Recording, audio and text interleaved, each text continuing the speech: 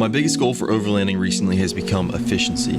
The ability to make normal day-to-day tasks simpler and easier, which allows me to spend more time on the trail and more time relaxing at camp. Over time, I've found more and more ways to accomplish that. As I've gotten more into off-road camping and overlanding, there's been one thing I've been missing, and that is a fridge, because I've been using a cooler this entire time. You have to deal with ice and draining water and stuff getting wet and all of that. And as soon as I built my dual battery setup, I landed on the ICECO VL45 ProS, and so far I've been super impressed with it. So with this video, I'm going to dive into specs and also my personal opinion about it.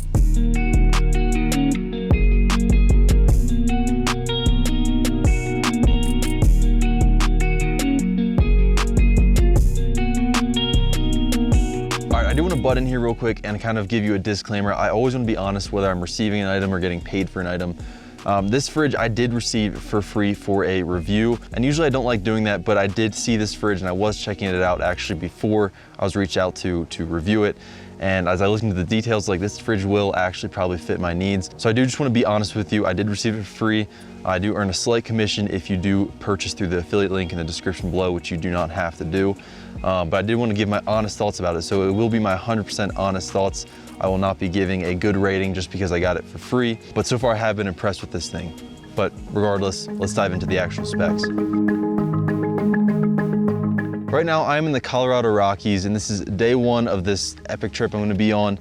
And so I'm gonna go over the specs of this fridge. Now, I'm not gonna go into the pros and cons yet. I'm gonna wait till the end of the trip to go over that to make sure I kind of really put my time in with this thing. Now, I have used this thing before. I've tested it a lot before I've actually taken on this trip to make sure that it functions the way I need to. So far I've been really impressed with it, but I wanna dive into the specs first before I kind of give my personal opinion. So as I mentioned before, this is the ICECO VL45 ProS. Now, they do have a VL60 ProS, which is a little bit bigger. Now, I opted to go with the 45 as it fits my setup a little bit better. So as in the name, there is 45 liters inside this thing, which is 47.5 quarts, and it comes in at a weight of 52 pounds. Now, depending on the size of your vehicle, the dimensions may be very important. So the size of this is 28.1 by 15.9 by 18.1, and this fits perfectly in my FJ Cruiser in the back. Now, the thing I like about this thing is that it can be either run off of DC or AC. So right now I'm running it off of a DC 12 volt. It can also be run off of a DC 24 volt, but for most vehicles it's 12 volt.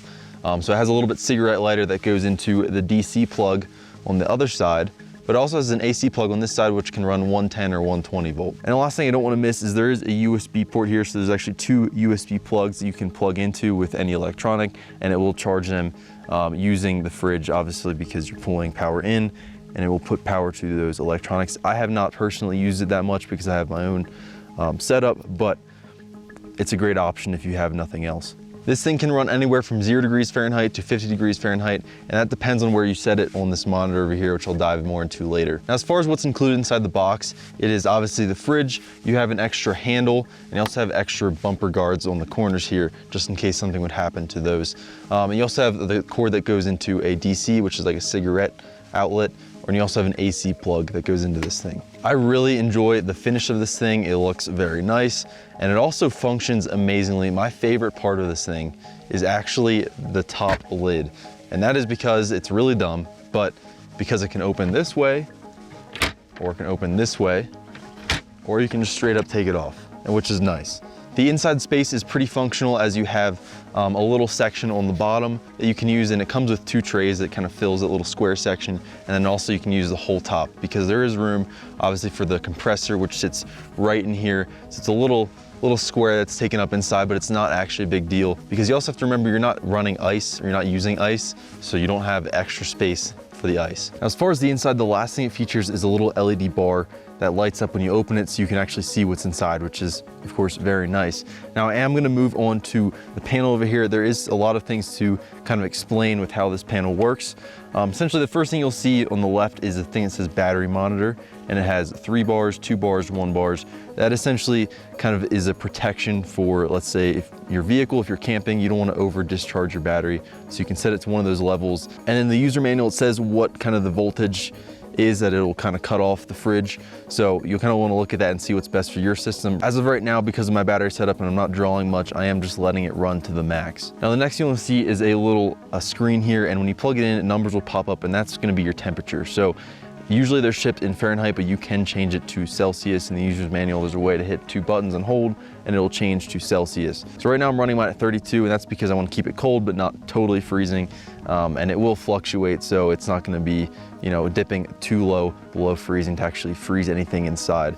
I did run it for a little bit at 0 degrees, and it does work great. Obviously, it's going to be running a lot more to keep it at 0 degrees, especially in warmer weather. Then you'll see next to it a plus and a minus, and those will be, of course, to tune your fridge to be whatever temperature you want.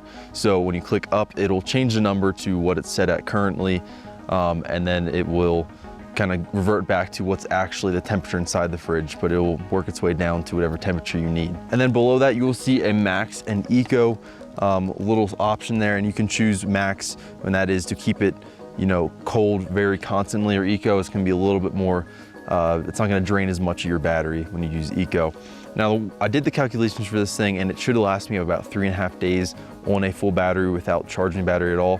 Now, obviously, I'm going to be running the vehicle every day, so it's usually going to charge it, and my charger setup usually takes to 100 within, I don't know, maybe 20 minutes if it's down to like 85–90%, and that's usually what it is overnight when it's running. So really easy to keep this thing charged up. I'm excited to see how it does over the length of the trip, to see if it stays, first of all, at the temperature I set it, but also if it doesn't drain my battery that much like I think it won't. But regardless, I'm gonna put this back in, keep going, and then we're gonna talk in a few days and see how I like it.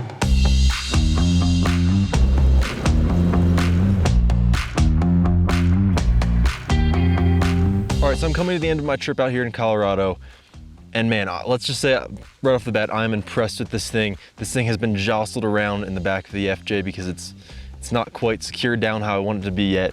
But man, this thing is incredible, and it's been a huge asset on our trip, and it's just been so easy to just plug in, not have to worry about ice or anything like that. And in this section, we're gonna dive into the pros and cons and my personal opinion on this fridge, and basically what I've found out about it over the past 2 weeks, what I like about it and what I don't like about it. So let's start off with the good things. Good thing is, like I mentioned, the specs. My favorite part of this thing is how it goes this way, or comes off.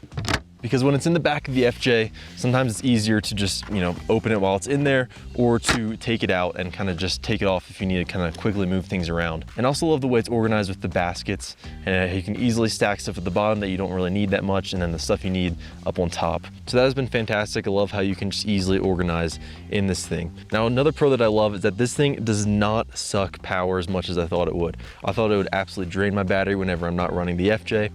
And if you want to see my dual battery setup, check out another video right up here where you can kind of see how my battery's set up. That way you can kind of understand how this integrates into that system.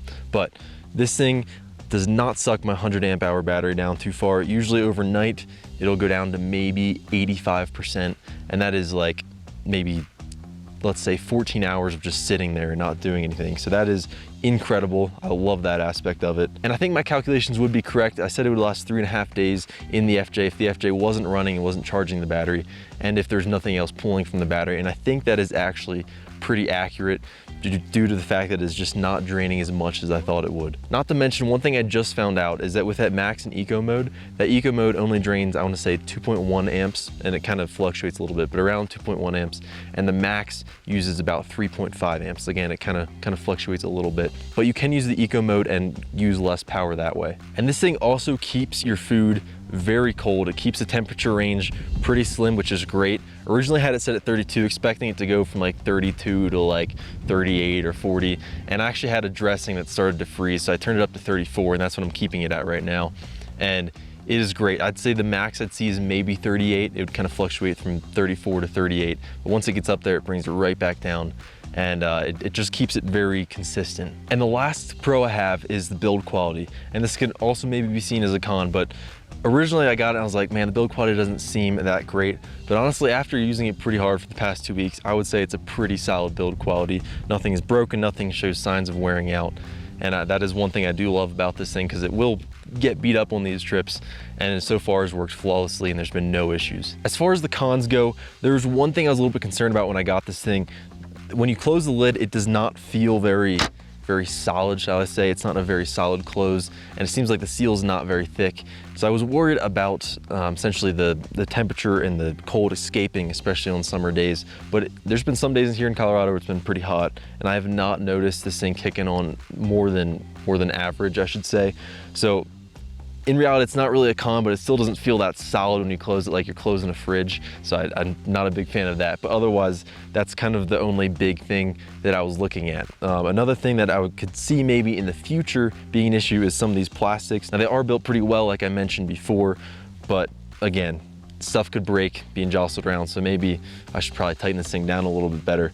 But there's nothing that really concerns me there, but that could be a con depending on who you ask. Now for my final thoughts, even though I was given this fridge to review, I am actually really impressed with this fridge. It exceeded my expectations, and I personally would have no problem buying one, as it to me is worth the cost. If you have any concerns or questions for me about this fridge, put them down in the comments below and I will answer them the best that I can. And if you are interested in buying it, there is a discount code down below that you can use. It kind of helps you out a little bit with the cost, and it does support me. But again, you do not have to do that. But regardless, I'm gonna go put this back in the truck and continue on. See you in the next one.